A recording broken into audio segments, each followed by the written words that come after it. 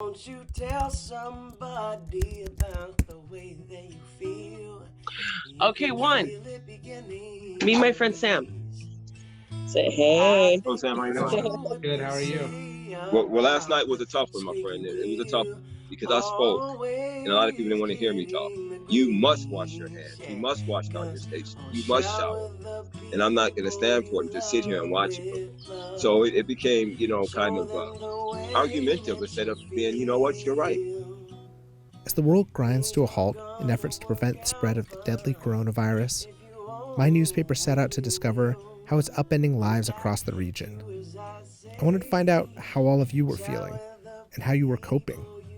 And I wanted to do it all without ever having to come into contact with you, as a way to help prevent the spread of the virus. Here's what I came up with: the COVID-Diaries. It's a series of interviews, all conducted over video chat, that take the temperature of a community in a time of dramatic upheaval. And so, can you tell me about your housing situation right now? So we're in a tent. It's like a dome, huge dome. And it holds about 120 per unit. Then you have staff. That's an additional 10 people.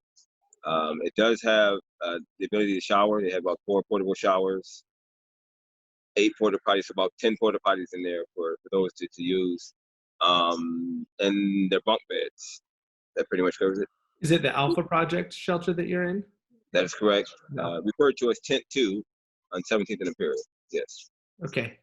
And so, I mean, y'all are obviously in very close proximity to each other all day, every day, and that's sort of what they're telling us right now, that nobody should be in proximity to one another. How are you feeling? I'm feeling like an escape artist, to be honest with you. I say that to say that I had already planned an escape route very soon, within a couple of days, because it is too close. And I'm saying I was going to go up to the hills of Oregon and hang out till we got a handle on this, at least know what's going on. But I've shared that with my producer, and she told me, hold on a minute, that she's got something coming on the pipe. So I'm holding on. But that's how serious it got to me. The population is a population of challenged people, whether it be mentally or whether it just be attitude-wise or mis upbringing. But it's simple to clean your hands. Well, they don't do that there. They have the ability to do it, but they have the resources to do it.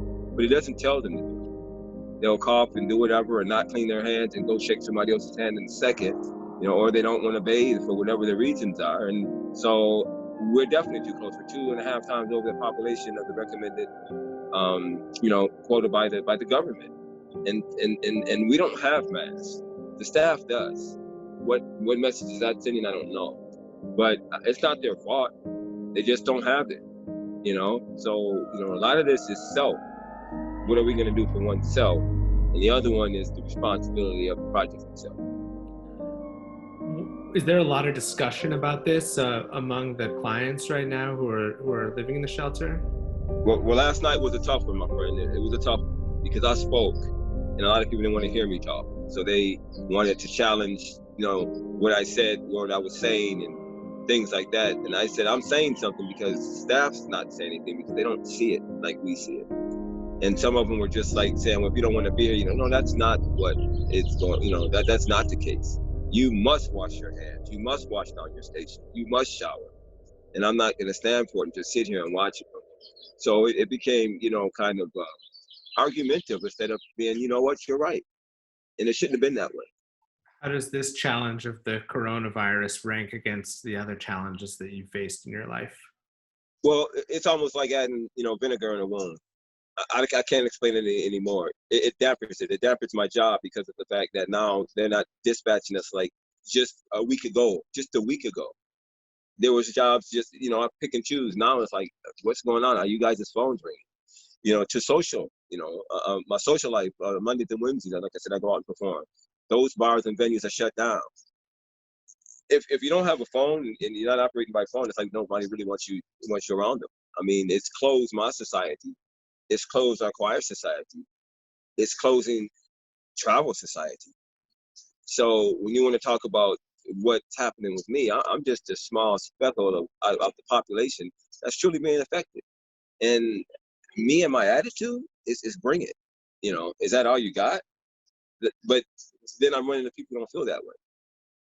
With this coronavirus outbreak going on right now, is there any sort of song that comes to mind right now that gives you hope that you might be able to sing a little bit for me? Well, you got the word singer, but I have to say no love dying here. No love dying. And wow. Hopefully only 5% of the population will hear this, but I don't know if I should do it in a spoken word version, but it basically talks about a little bird that flew into the window who simply lost his way. He broke his wing and we helped him heal, and then he flew away. And there's something about this love that's in the air, but there will be no more love dying here and with me.